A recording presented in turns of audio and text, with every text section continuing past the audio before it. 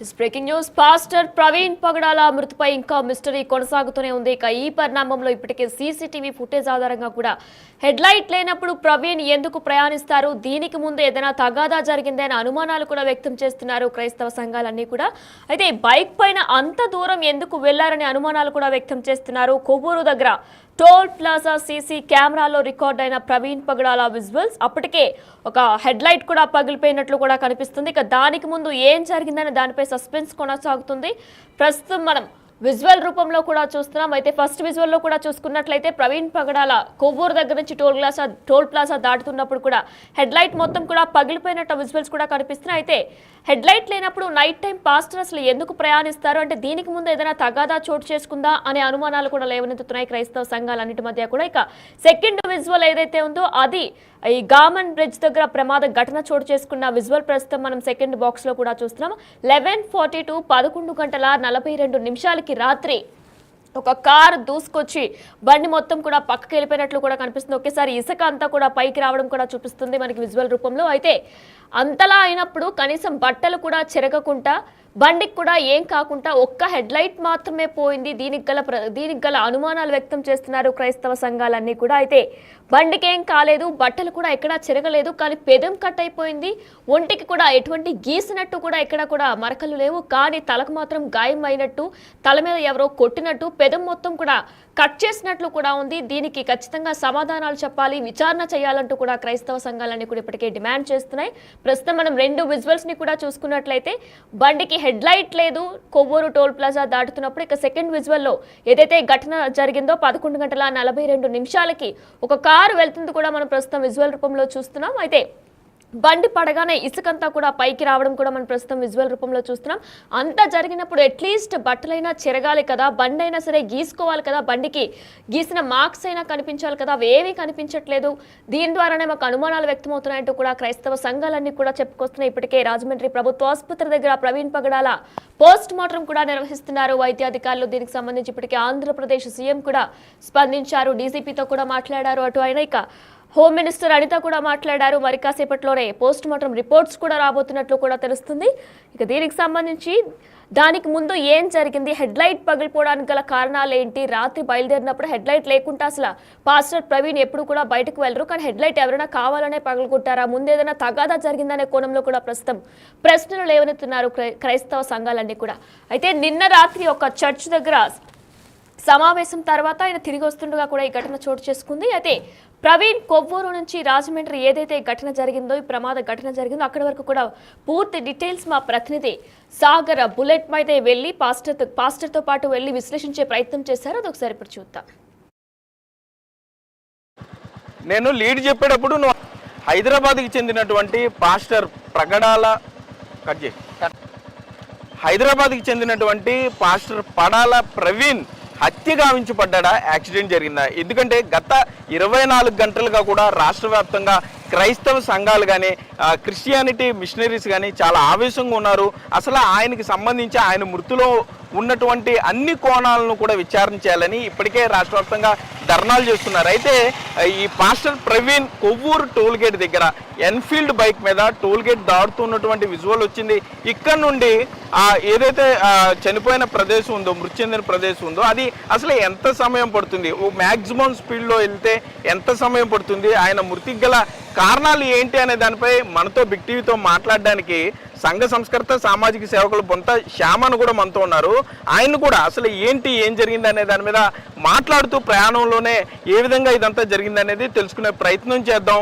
Kovvur toll gate ఉందా, ఆ Kovvur toll gate కొద్ది దూరంలోనో 2 వీలర్ లేన్ కూడా ఉంది. సో ఇదంతా కూడా మీకు అసలు ఈ ప్రయాణంలో అసలు ప్రవీణ్ ఎట్లా ఉండేవారు, అసలు ప్రవీణ్కి సంబంధించి ఏం జరిగింది, అసలు ఆయన మృతి ఎన్ని అనుమానాలకు ఎందుకు ఇన్ని ప్రశ్నలు ఎందుకు లేవనెత్తుతుంది అనే దాన్ని కూడా తెలుసుకునే ప్రయత్నం చేద్దాం.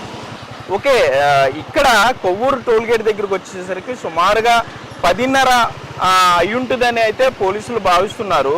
కొంతమూరే కదా సార్, ఆయన కొంతమూరు దగ్గరకు వచ్చేసరికి ఏదైతే నయ్యేరా పెట్రోల్ బంక్ ఉందో, ఆ నయ్యేరా పెట్రోల్ బంకు ఆపోజిట్లో ఆయన చనిపోయి ఉంటాన్ని పోలీసులు గమనించారు. ఆ తర్వాత ఆ పరిణామాలు క్రైస్తవ సంఘాలన్నీ కూడా ఏ విధంగా ధర్నాలు చేశాయి, ఎవరు చంపేసి ఉంటారన్న అనుమానాలు అసలు ఏంటి మీరు చూస్తే కనుక ఎగ్జాక్ట్గా ఇక్కడే ఆయన విజువల్ చూస్తే ఆయన హెడ్ లైట్ కూడా వెలగటం లేదు.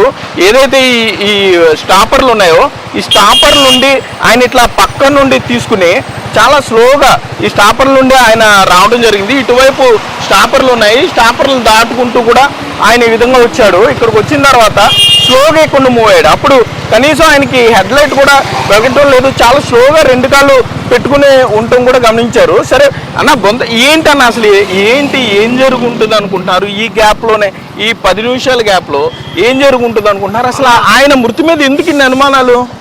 ఆయన క్రైస్తవుల పక్షాన తన వాయిస్ని ఇస్తున్నాడు, పేద ప్రజల పక్షాన కూడా ఆయన వాయిస్ వినిపిస్తున్నాడు. ఈవేళ మతోన్మత శక్తులు దేశంలో విచ్చలవిడిగా రెచ్చిపోయి వాట్సాప్ల ద్వారా సోషల్ మీడియా వచ్చిన తర్వాత మరి మతోన్మత శక్తులు రెచ్చిపోతున్నాయి. గతంలో చూసాము, మణిపూర్లో జరిగిన సంఘటన క్రైస్తవుల మీద దాడులు జరిగాయి. అదేవిధంగా ఆంధ్రప్రదేశ్లో కూడా క్రైస్తవుల మీద దాడులు జరిగి కేవలము వాళ్ళ మతాన్ని అభివృద్ధి చేసుకోవాలన్న ఉద్దేశంతో క్రైస్తవుల మీద, ముస్లింల మీద, మైనార్టీల మీద దాడులు చేసి ఒక పందాన్ని ఎంచుకున్నారో ఇది ముమ్మాటికి పిరుగు పందల చర్యగానే మేము అభివర్ణిస్తున్నాం. అంటే ఏంటి అక్కడికి వెళ్ళిన తర్వాత బండి స్కిడ్ అయిపోయే అవకాశం ఉంది, స్కిడ్ అయిపోయి పడిపోవటం కానీ, గుర్తు తెలియని వాహనం వెనక నుండి గుద్ది పడిపోవటం కానీ అట్లా ఎందుకు అనుకోవట్లేదు? అలా జరుగుండొచ్చని ఖచ్చితంగా కాదు. అది ఎందుకు అనుకుంటున్నామంటే మేము వెనకాల గుర్తు తెలియని వాహనం ఢీ కొట్టుండే కనుక బండి డ్యామేజ్ అవ్వాలి. నిజంగా అతను ఇదే యాక్సిడెంట్లో కనుక పడిపోయి చనిపోయి ఉంటుంది. మొఖం మీద ఘాట్లు కానీ పరిశీలించండి ఒకసారి, ఆ బాడీని ఒకసారి మీరు పరిశీలిస్తే ముఖం మీద ఘాట్లు కత్తితో చీలినట్టుగాను చాలా భయంకరమైన పరిస్థితి. యాక్సిడెంట్ హెల్మెట్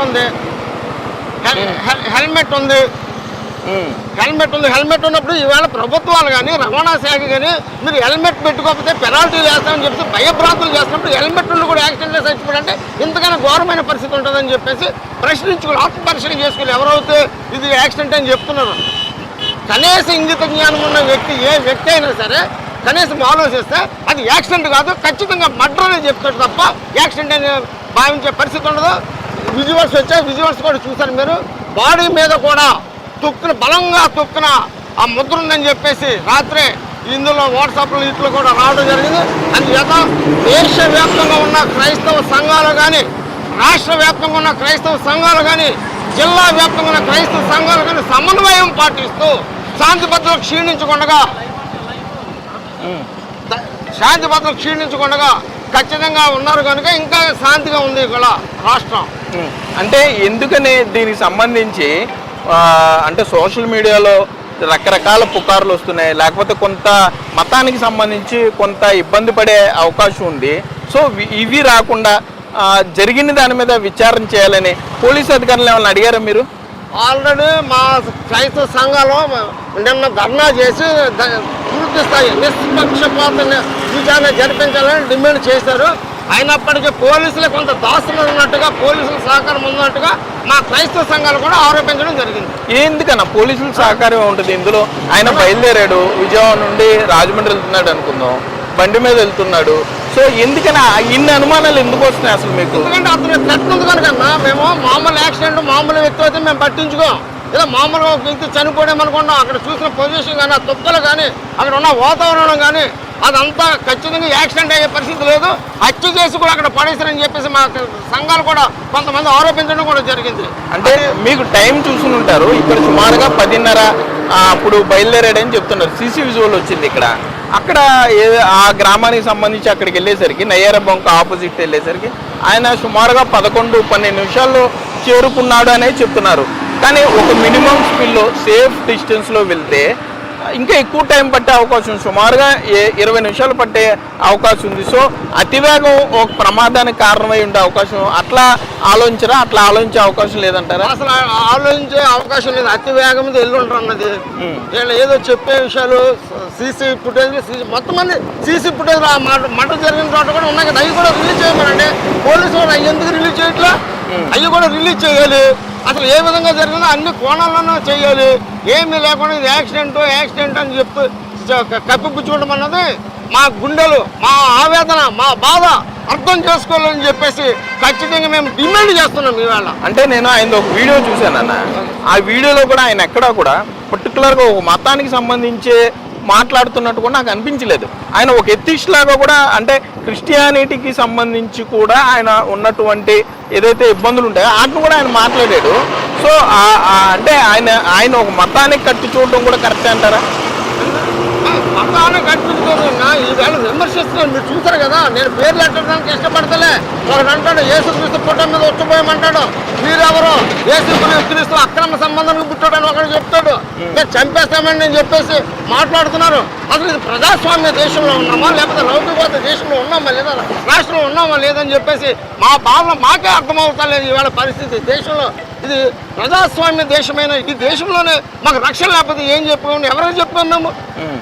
అంటే సోషల్ మీడియా వచ్చిన తర్వాతే, సోషల్ మీడియా ఉపయోగం పెరిగిన తర్వాత ఇటువంటి మత విద్వేషాలు ఎక్కువగా ఇదవుతున్నాయి.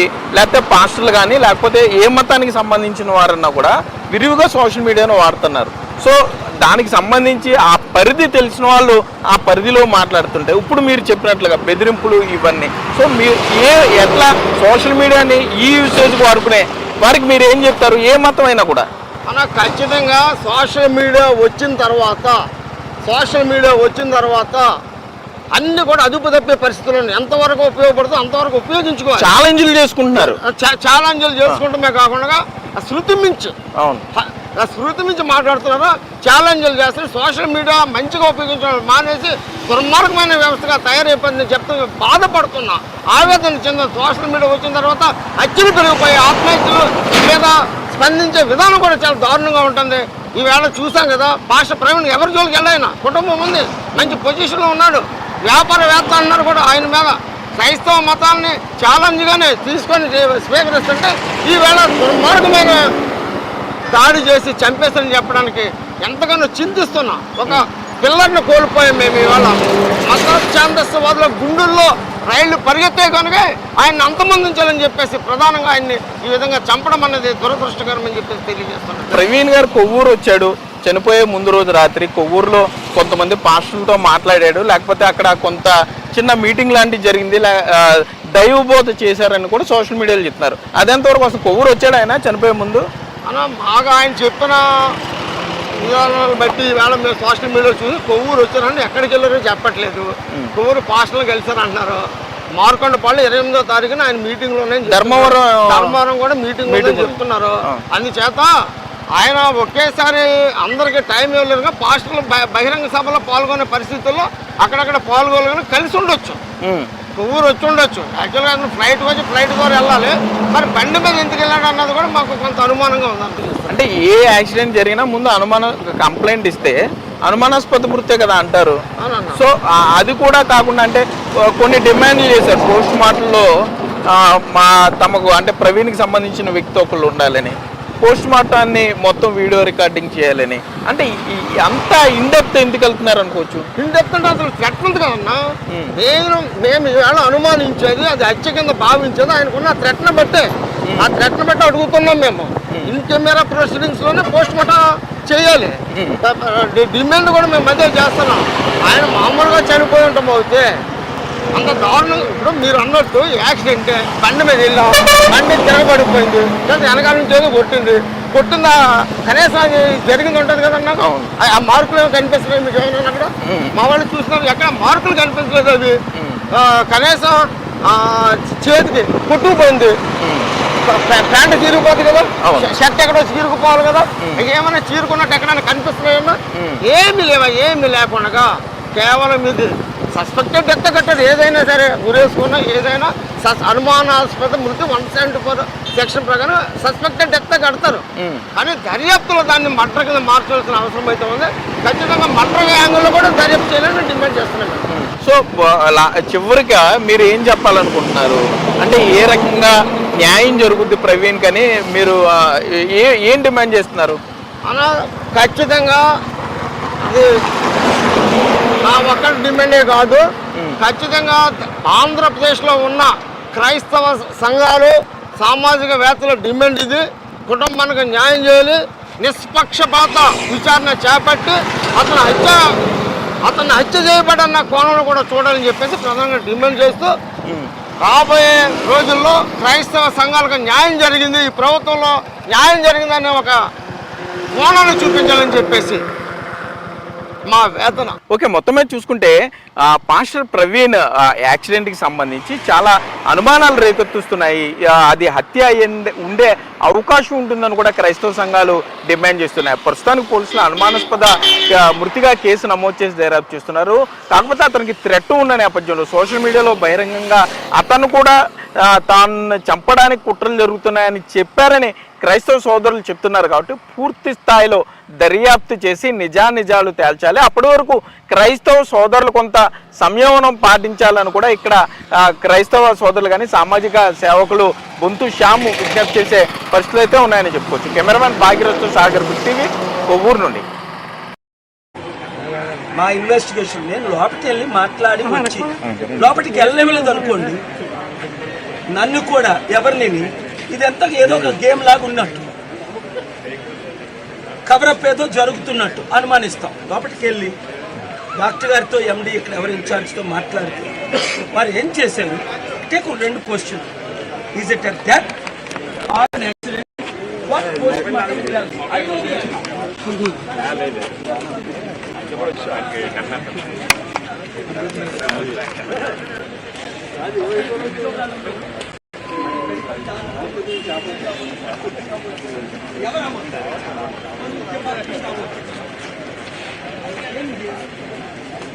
find out from them.